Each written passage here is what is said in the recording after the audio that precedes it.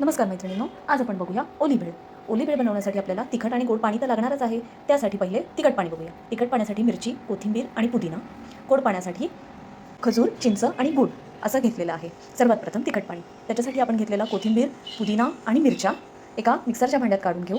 त्याच्यात चवीप्रमाणे मीठ टाकू आणि रंग तसाच टिकून राहण्यासाठी आपल्याला काही बर्फाचे खडे देखील टाकायचे आहेत. इथे मी 5-6 बर्फाचे खडे घेतलेले आहेत. लसूण घेतलेला आहे, मीठ चवीप्रमाणे घेतलेलं आहे आणि हे आपण मिक्सरमधनं काढून घेऊया. ह्याची एक पेस्ट झाल्यानंतर आपण ते एका बाउलमध्ये ट्रान्सफर करून घेऊ. त्याच मिक्सरच्या भांड्यात आता आपण गोड पाणी घेऊया. गोड पाण्यासाठी खजूर, चिंच जे काही आपण भिजत टाकलेलं ते घेऊया. थोडीशी बडीशेप, लाल तिखट, गूळ आणि चवीपुरतं मीठ एवढं टाकून हेही आपल्याला मिक्सरमधनं काढून घ्यायचं आहे.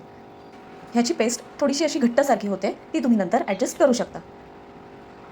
ही पेस्ट आता आपण गाळून घेऊया, कारण ह्याच्यामध्ये खाली आपण जे चिंच टाकलेली असते त्याचे शेरा वगैरे राहण्याची शक्यता असते. त्याच्यामुळे आपण हे गाळून घेणंच योग्य असेल. आता हे आपले दोन्ही पाणी तयार आहेत, हे आता वापरणार आहे. अशा पद्धतीने आपण हे पाणी स्टोअर करू शकतो. आता आपण बघूया गार्निशिंग कसं करायचं. कांदा, टोमॅटो, कोथिंबीर आपण कट करून साईडला ठेवून देऊया. त्यानंतर एका मोठ्या भांड्यामध्ये कुरमुरे काढून घेऊया. हे चाळून घेतलेले कुरमुरे आहेत. त्यात आपल्याला गोड आणि तिखट पाणी घालायचं आहे. हे आपण आपल्या चवीप्रमाणे घालू शकतो. त्यात नंतर कांदा, टोमॅटो, बारीक चिरलेली कोथिंबीर, जर मुलं खात असतील तर हिरवी छोटी बारीक चिरून मिरची टाकू शकता, अदरवाईज तुम्ही स्किपही करू शकता. त्यानंतर शेव टाकून आपण व्यवस्थित ते ढवळून घेऊया. हे व्यवस्थित मिक्स करून झाल्यानंतर आपण एका बाउलमध्ये सर्विंग करूया. त्यासाठी मी इकडे एक बाउल घेतला आहे आणि त्यात आपण हे काढून घेऊया.